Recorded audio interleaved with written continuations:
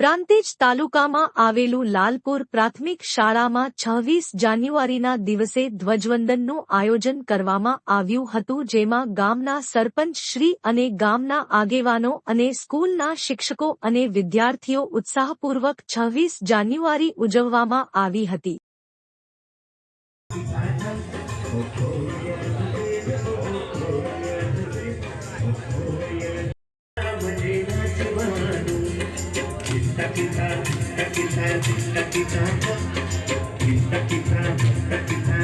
Kita